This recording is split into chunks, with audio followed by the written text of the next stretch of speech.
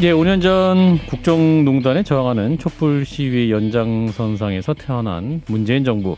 높은 국민적 기대 속에 출범했습니다만 5년이 지난 지금 그 성적표는 그리 좋지 않습니다. 또 여전히 평가도 엇갈리고 또한 지난 대선 결과가 하나의 잣대가 될 수 있을 것 같은데요. 자, 이 시간에는 문재인 정부의 지난 5년 조금은 좀 색다른 시선에서 평가를 한 경제학자 한 분을 모셨습니다. 대통령의 숙제 저자인 한지원 작가님 모셨어요. 어서 오십시오, 작가님. 예, 안녕하세요. 한지원입니다. 예, 안녕하세요. 반갑습니다. 한 작가님과 김세경 소장님과 인사 나누셨습니다. 감사합니다. 청주에서 올라오셨다고요. 예. 또 지역에서 올라오시는 저희 게스트에게 저희 특별히 우대를 해드리는데 아무튼 커피 쿠폰. 알겠습니다. 우리 작가님 이력이 좀 독특하세요. 시민사회단체 활동 좀 오래 하셨습니다.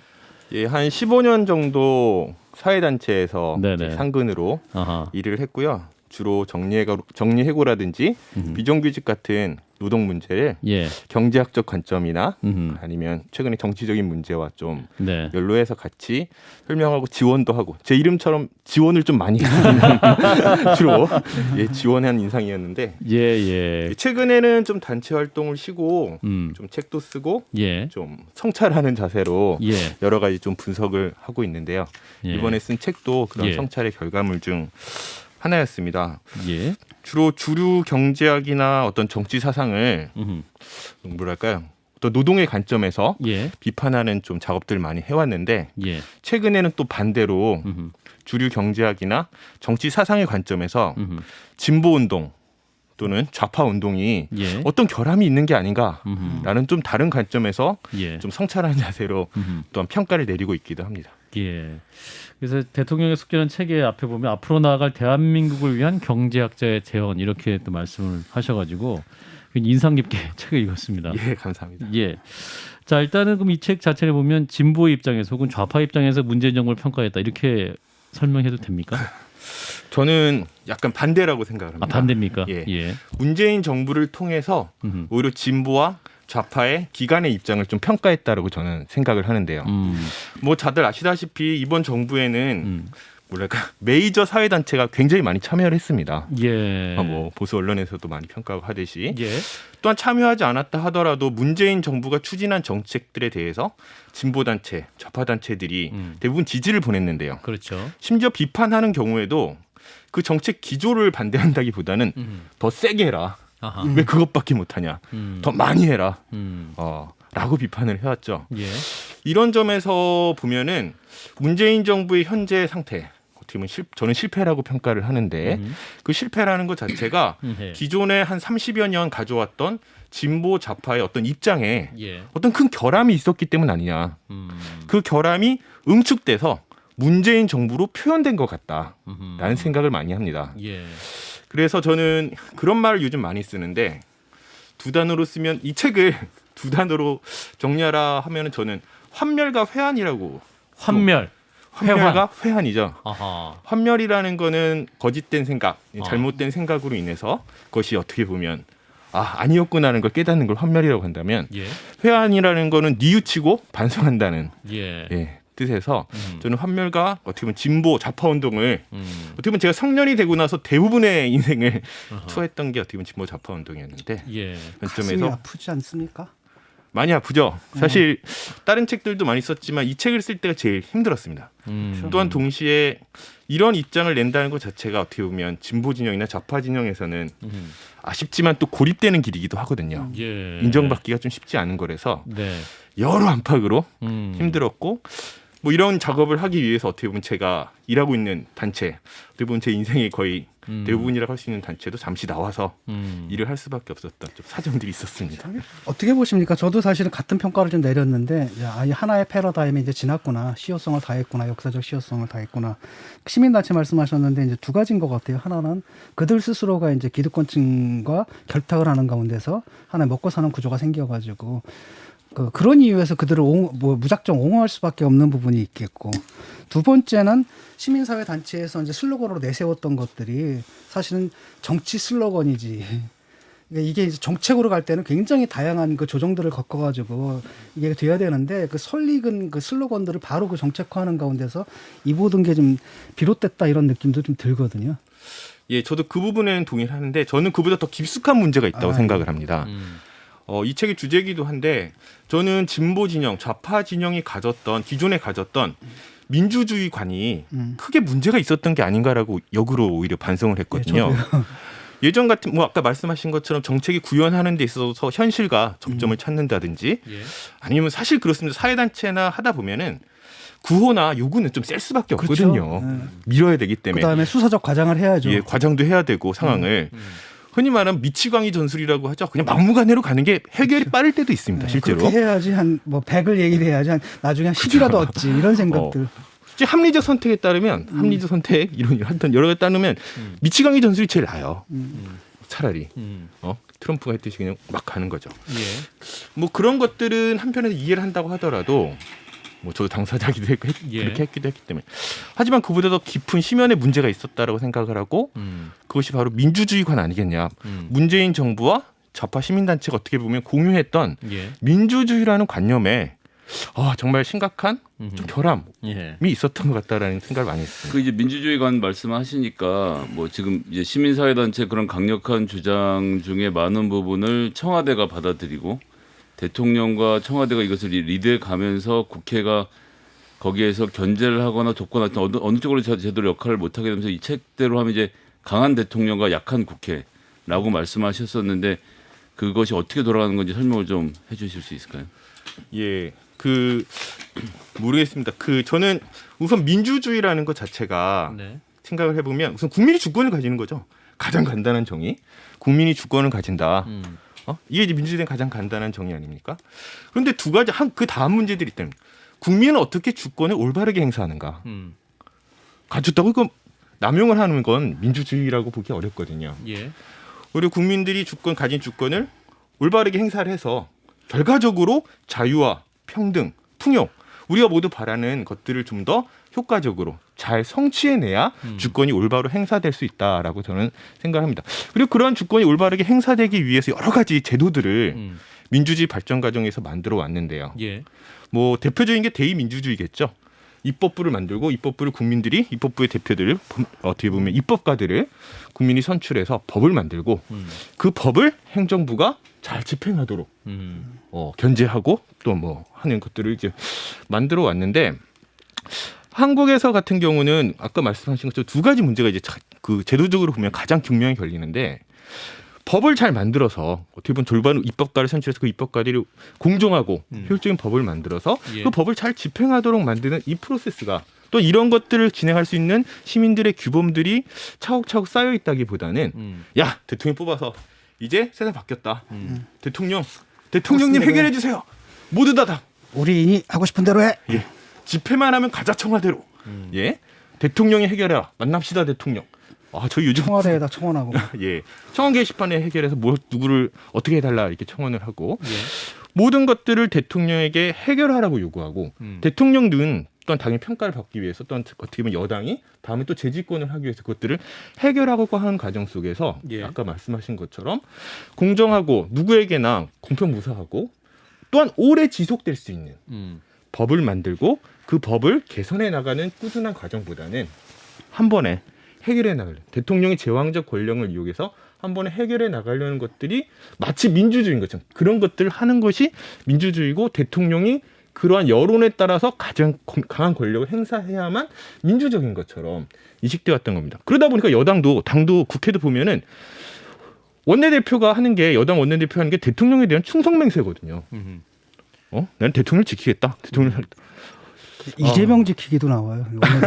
예. 최근에는 이제 지금도 하고 있는 검수완박도 사실 그런 맥락들이 상당히 있다는 걸로 알고 있는데 그래서 저는 이러한 것들이 한국의 민주주의 어떻게 보면 고질적인 문제고 이러한 것들을 민주주의라고 생각하다 보면 과연 한국 사회가 더 앞으로 나갈 수 있을까 이런 우려들이 상당히 들었다. 잠깐 뭐 짧은 질문 하나만 좀 같이 보태면 그것이 지금 고질적인 문제라고 지적을 하셨는데 고질적인 문제인지 아니면 세계 사조적으로 지금 전 세계가 다른 파퓰리즘이라고 해서 대의민주주의가 부정당하고 어떤 집단 혹은 좀 더 목소리 큰 사람들이 국회를 압박 혹은 행정부를 압박해서 뭐 미국의 트럼프를 포함해서 뭐 지금 르펜의 활약이라든지 전 세계적으로 벌어지는 최근의 사조라는 또한 주장도 같이 있는데 지금 작가님은 이 전자라고 보시는 거예요? 이게 지금 대한민국의 고유한 속성 중에 하나였다 이렇게 보시는 건가요? 저는 다 있지 않나? 예, 뭐 세계적인 흐름이 당연히 있었죠. 특히 21세기의 민주주의 위기에 대해서 관련한 책들도 굉장히 많이 나오고 여러 담론들도 많이 나오는데 네. 저는 문재인 정부가 21세기 버전의 어떻게 보면 포퓰리즘 말씀하신 포퓰리즘이라든가 민주주의가 어떻게 무너질 수 있는지에 대해서 굉장히 압축적으로 보였다라고 평가를 하는 편입니다. 왜냐하면 이거는 단순히 대통령 한 명만 잘못 어떻게 보면 좀 문제가 있었던 게 아니라 대통령의 생각이나 대통령의 어떤 행동 몇 가지가 문제가 있었던 것이 아니라 시민사회와 함께 뭉쳤거든요. 그럼 이게 어디서 문제가 있었을까요? 어떤 국민의 민주주의라는 것은 아래로부터 민주주의지 않습니까? 그러면 이제 국민들의 총의를 받아서 입법화하는 그 과정상의 문제가 왜곡됐었다. 그것을 우리 작가님이 지적하시는 건가요? 저는 사실은 그 국민들의 부분, 뜻은- 예. 그 부분에 대해서 생각을 해봐야 되는 게 우리가 민주주의가 아까 국민이 주권을 가지고 국민들이 입법가를 선출하고 행정부 수반을 선출을 하는데요. 네. 지금 우리나라 같은 경우 대통령제니까 행정부 수반도 선출을 하게 되는데 네. 입법가를 선출하는 게 나를 대리해줘가 아니라는 겁니다. 구체적으로 어떤 사례를 드시면 구체적으로 이제 문재인 정부에서 어떠한 맥락에서 어떤 국민들의 어떤 파퓰리즘적 의견이 또 왜곡된 형태로 드러났다고 보시는 겁니까? 이를테면 뭐 예를 들면 저는 이제 한 5가지 정도를 예. 들 수가 있는데 제가 이제 충격을 받았던 네, 예. 어떻게 보면 이런 회한과 환멸과 예. 회한의 단계에 이르게 첫 번째 된 환멸의 사례. 예, 회한과 환멸에 이른 5가지 사건이 있었는데 예. 저는 첫 번째는 촛불 정신과 적폐청산이었어요. 적폐청산. 예. 예. 사실 이게 적폐청산이 예전식으로 얘기하면 반동척결 이런 거랑 비슷한 거거든요. 반동척결. 그러니까 어떤 제도가 제왕적 대통령제로 인한 권력 남용이 문제였는데 예. 정작 시스템은 안 고치고 이건 사람만 아무것도 잡아서 안 되고 그냥 인적 청산에 들어간 거예요. 예. 흔히 말해서 반대 세력에 대한 청산 작업에 들어간 건데 음. 이거 상당히 사실 후퇴죠. 어떻게 보면 상당히 후퇴고 그런데 이런 것들이 국민의 이름으로 용인됐죠. 예. 국민들이 원했고 여론도 지지도 높였고 그래서 그 과정 속에서 현 대통령도 또 나오게 된 건데요. 예. 사실 그런 지 속에서 이런 것들을 존 스튜어트 밀 같은 예전에 자유주의 철학자 같은 정치 철학자 같은 경우는 다수의 전제정이라고 굉장히 경고를 합니다. 다수의 전제정. 전제정. 예. 전제다. 다수의 전제다. 다수의 독재라는 겁니다. 예. 다수가 원한다고 행하는 게 민주주의가 아니라는 거예요. 다수가 독재를 할 수도 있다는 거예요. 예. 다수의 이름으로 50.1%의 득표를 얻은 사람들이 49.9%를 탄압해도 민주주의라고 부를 수 있다는 겁니다. 네. 하지만 이게 실제 우리가 바라는 민주주의냐라는 거죠. 아니라는 겁니다. 이게 이제 민주당 같은 경우 이제 저도 계속 지적을 했던 게 이제 이런 문제인 것 같아요. 옛날에 우리가 독재랑 싸울 때는 자유민주주의하고 민중민주주의를 구별하지 않았어요. 그냥 둘 다 민주주의였던 거죠. 그랬는데 민주당의 이제 세력이 바뀌었을 때 김대중하고 노무현 이 대통령 같은 경우는 분명하게 자유민주주의자들이었는데 지금 이제 586 세력들 같은 경우 내가 속해 있는 우리는 자유민주주의자인 적이 한 번도 없었거든요. 그러니까 민주주의를 무조건 다수결 국민에 의한 선출, 그러니까 선출된 권력이란 말을 많이 하죠.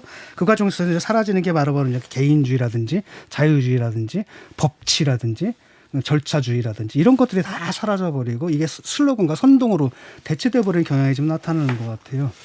예, 그래서 일단 말씀하신 것처럼 이런 것들을 저는 뭐 존 스튜어트 밀식으로 하면 다수의 전제다, 다수의 독재라고 표현할 수 있겠고 요즘 식으로 표현하면 여론의 지배라고 말할 수도 있을 것 같아요. 여론의 지배가 결코 민주주의는 아니라는 거거든요.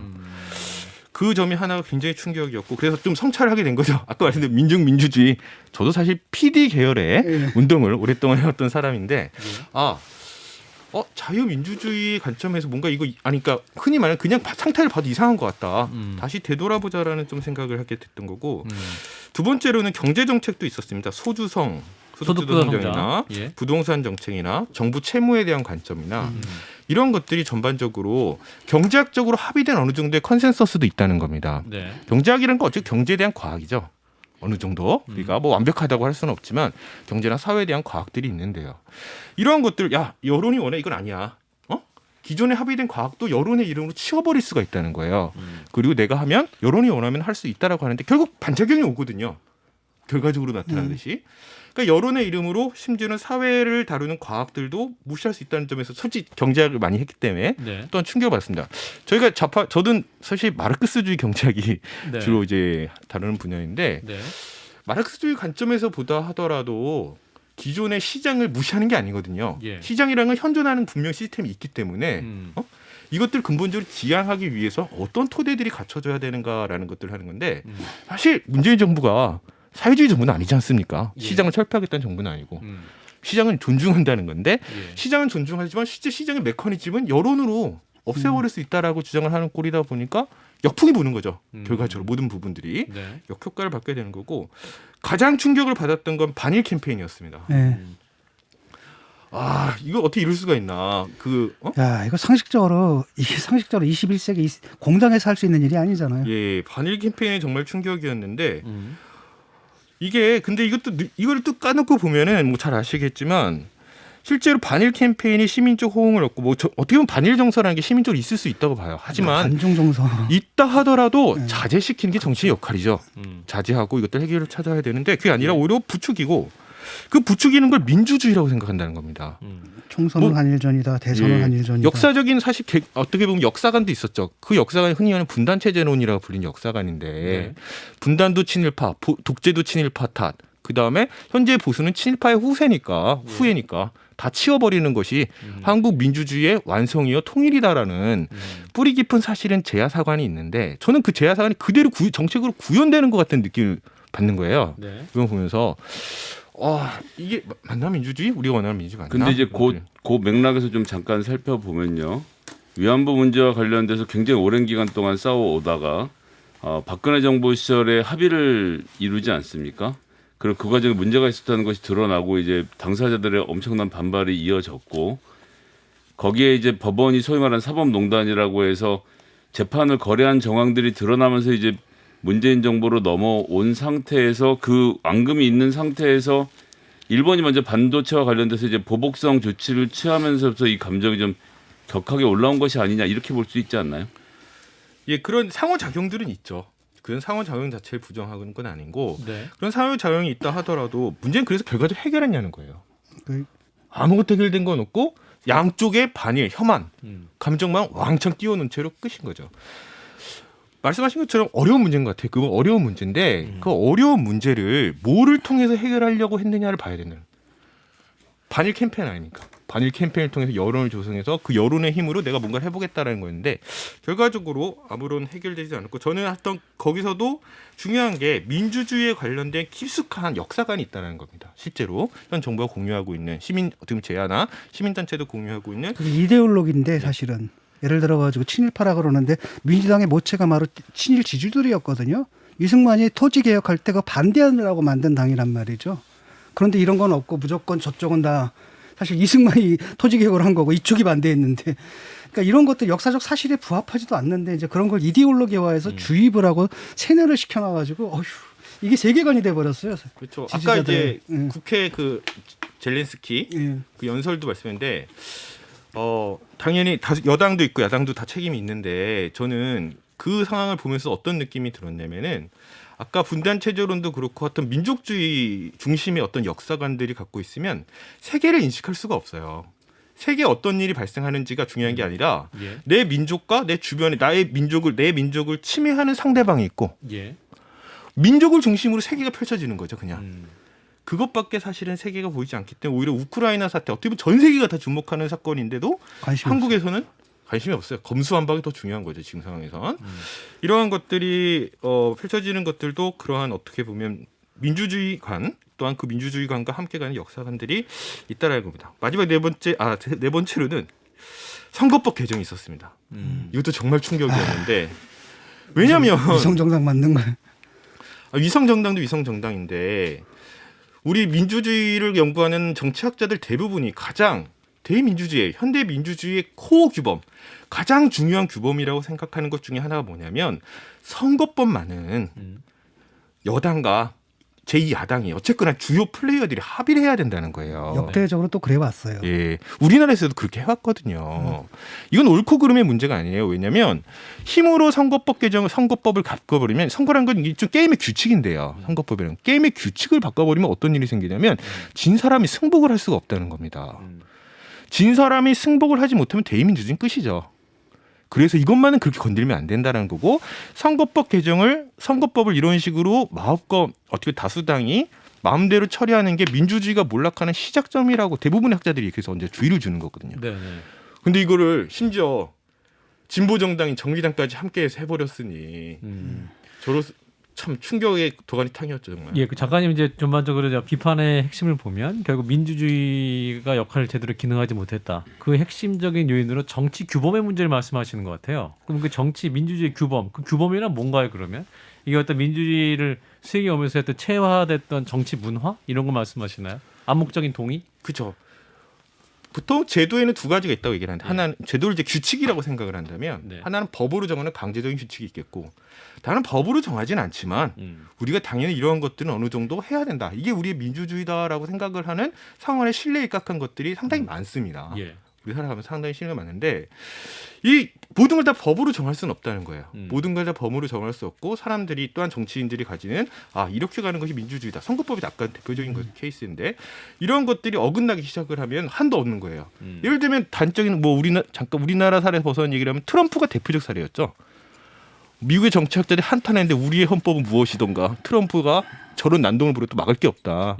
반대로 얘기하면 규범을 깨기 시작하면 끝이 없다는 겁니다. 네. 반대로 끝이 없다는 거고 저는 그러한 것들이 어떻게 보면은 이번 문재인 정부에서도 어떻게 보면 민주주의를 통해서 촛불 집회를 통해서 촛불 정치를 통해서 민주주의를 체현했다라고 하는 그 정부에서 벌어진 일이다 보니 예. 야 더욱더 우리 뭐가 민주주의였지라는 것들에 대해서 정치인도 시민들도 한 번쯤 크게 되돌아봐야 되는 시점이라고 생각을 하게 됩니다. 근본적으로 그러면 우리가 갖고 있는 이 대통령 중심제와 지금 의회 시스템 자체가 좀 근본적인 결함이 있다라는 말씀이신 건데. 예, 저는 무엇보다 중심점은 제왕적 대통령제라고 봅니다. 물론 모든 문제의 원인은 아니에요. 예. 근데 문제를 풀어 나가려고 한다면 예. 문제를 풀어 나가려고 하려면 권력이 가장 응집돼 있고 문제점들이 가장 극단적으로 드러나는 거기서부터 시작을 해야만 문제 이 꼬인 해결 어떻게 보면 꼬인 실타래를 풀 수 있는 실마리를 찾을 수 있다라고 생각을 하는데요.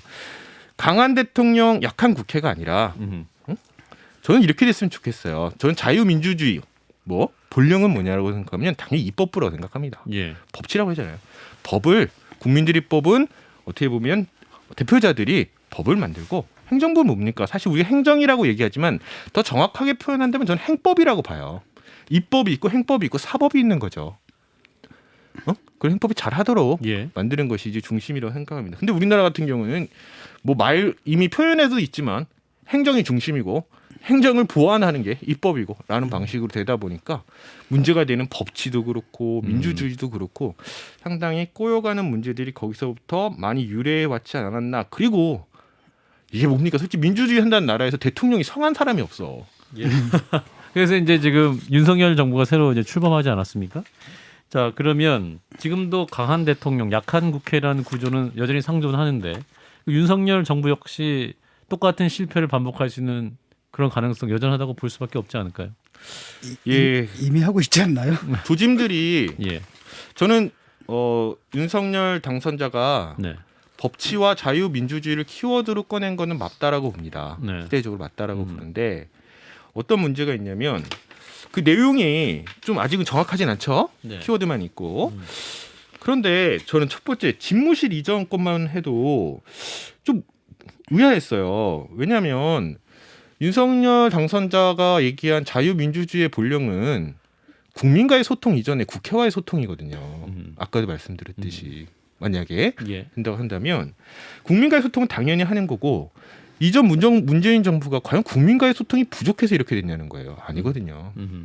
아니라고. 오히려 국민과의 소통을 강조할 게 아니라 국회와의 소통을 강조해야 되고 국회가 입법부가 제 역할을 하고 나는 법치니까 그래 입법이 앞서고 나는 행법을 하겠다. 사법은 보조한다. 위법을. 라는 관점에서 접근을 하는 것이 자신이 말한 어떻게 보면 자유민주주의 법치의 가장 정론 아닌가, 가장 정타 아닌가라는 생각에서 집무실 이전을 국민과의 소통을 위해서 집무실 이전을 한다는 건 약간 의외했습니다. 또 하나는 경제 관료들을 굉장히 앞에 내세우고 있는데 저는 이 점도 뭐 중요할 수도 있겠지만 저는 좀 핀트가 어긋났다고 생각해요. 왜냐하면 아까 말했듯이 법치와 자유민주주의를 내세웠고 저는 윤석열 당선자가 어떻게 보면 자신의 어떤 커리어를 가지고 당선됐다기보다는 좀 프로젝트형 대통령이라고 봅니다. 프로젝트형. 프로젝트라는 건 어떻게 보면 문재인 정부가 많이 자신도 많이 강조했듯이 법치와 자유민주주의를 복구하는 프로젝트를 국민이 네가 한번 해봐라. 그 프로젝트를 한번 해봐라라고 했다라고 생각을 하는데 네.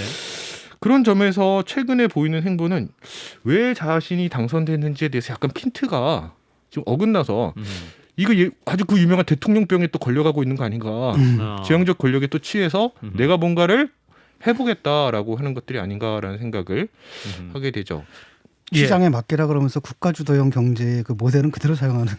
예, 작가님을 모시고 지금 일타 강사의 강의를 들었는데요. 지금 1분 남았습니다. 그래서 차기 정부의 숙제는 무엇인가? 대통령의 숙제라고 말씀하셨는데 차기 이제 윤석열 정부의 숙제 해결해야 할 것은 무엇인지 좀 확실히 짚어주시고 오늘 예. 시간을 아쉽지만 마무리해야 될 것 같아요. 예. 사실 이 책은 정치 민주주의 문제를 다루지만 핵심 주제는 경제입니다. 예. 경제 문제 하나도 얘기 안 했네요. 그러니까. 아쉽게요. 예, 그랬는데 최근에 경제학 흐름들도 보면은 민주주의 중요성 굉장히 강조해요. 예. 왜냐하면 포퓰리즘이 득세를 하면서 경제 위기 때문에 포퓰리즘이 등장하는데 예. 포퓰리즘 때문에 경제 위기가 해결이 안 되거든요. 음. 장기 침체로 간다는 겁니다. 예, 예, 예. 선진국들도 그렇다는 거예요. 음. 일본이나 이탈리아가 대표적인 사례인데요. 예. 일본과 이탈리아가 경제 위기, 장기 경제 침체에 빠졌을 때 문제가 됐던 게 바로 민주주의였습니다. 예. 오히려 역으로. 시장은 시장은 실패할 수 있는데 그 실패를 어떻게 보면 해결해야 할 정부마저 실패해버리거든요. 저는 윤석열 정부가 이 점을 예. 잘 지적했으면 좋겠어요. 시장 주도로 하겠다, 뭐 민간 주도로 하겠다, 다 좋다 이겁니다. 그러면 정부는 본인이 말씀하셨듯이 해야 되는 거죠. 법치와 알겠습니다. 민주주의를. 예. 나중에 경제 얘기는 다시 한판 클래스를 모셔서 듣도록 하겠습니다. 예. 대통령의 숙제의 저자 한지원 작가님 고맙습니다. 예.